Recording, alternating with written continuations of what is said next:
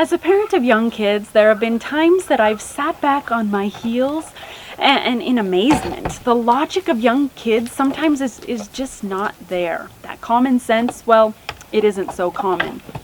And I forget that it can take years and years to develop, and sometimes doesn't develop or can take a backtrack once in a while.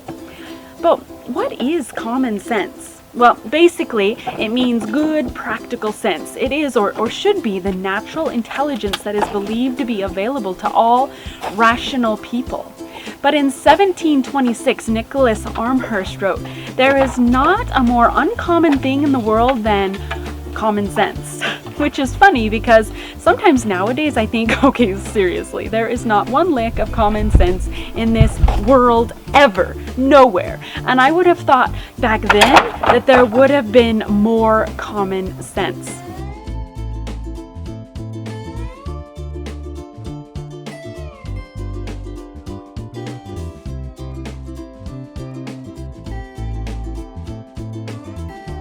So I want to talk about treasures of common sense taught to us by farm animals. The first common sense rule to live by is something that we all know. We've all heard, probably from kindergarten on, but we always need to recheck and be honest about it. What is it? Bad company ruins good morals. Now, does that mean that we can only hang out with perfect people? No, of course not. We just need to always be aware that when you hang out with the goats a lot, when you immerse yourself in what they think and say, when you start to act like they do, it changes you. And you don't want to be, according to this parable, a goat. There is no way you won't be affected and changed by the people you hang out with. You will begin to act like them, talk like them, and think like them. And when you begin to think like a goat, you will be forever changed. Bad company ruins good morals. Okay. The second rule to remember, take care of yourselves. Your body is all you have, and I think we can easily get complacent. It's so easy to put food in our mouths that do nothing for us. It's so easy to not intentionally strengthen really important parts of our body. Like right now, my lower back is sore. I tweaked it when I was hauling buckets of water to my goats. I had been letting a very important part of my body get weak and wasn't doing anything about it. I think the older we get, we realize how important this is. We all get old, and getting old is much more fun when we feel good and aren't sick. Pay attention to what you put in your body, what you put on your body, and how you treat your body. Your body is a temple. Take care of it.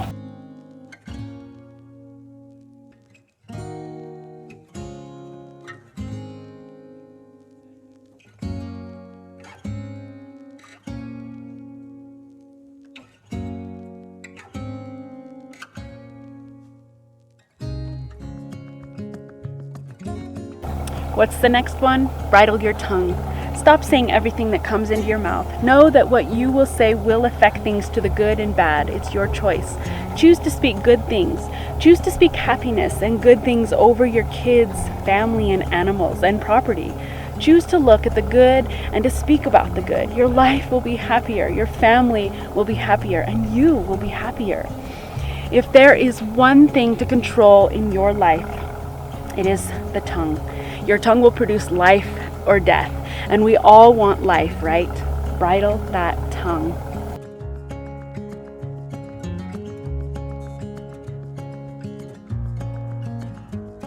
This next one actually really goes along with the last one. So when we bridle our tongues, what does that allow us to do? Listen. You know, it takes a lot of strength to shut up and listen.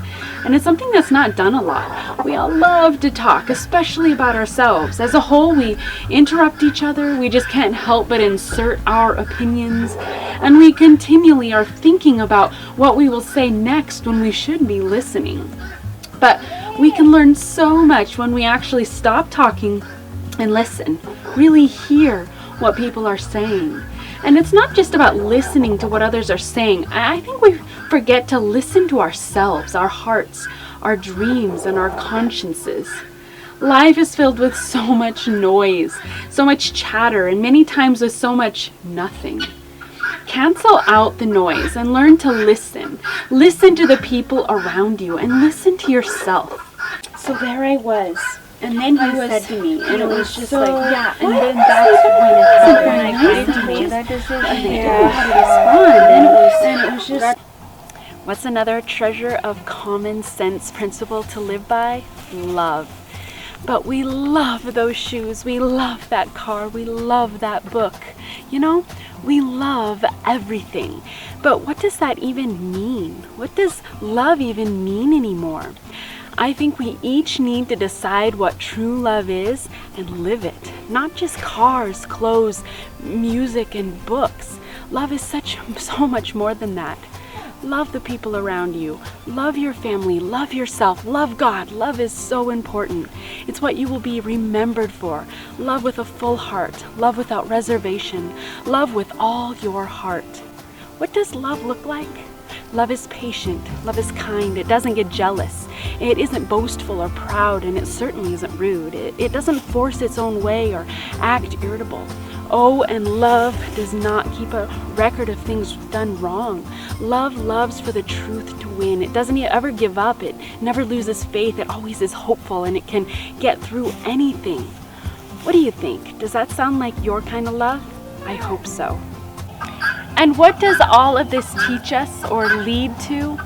When we spend time with people who lift us up and make us a better person, we can turn around and do the same thing to someone else.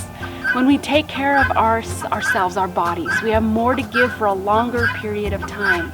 When we zip our lips, we can then speak at appropriate times and give knowledge, and that is like precious jewels.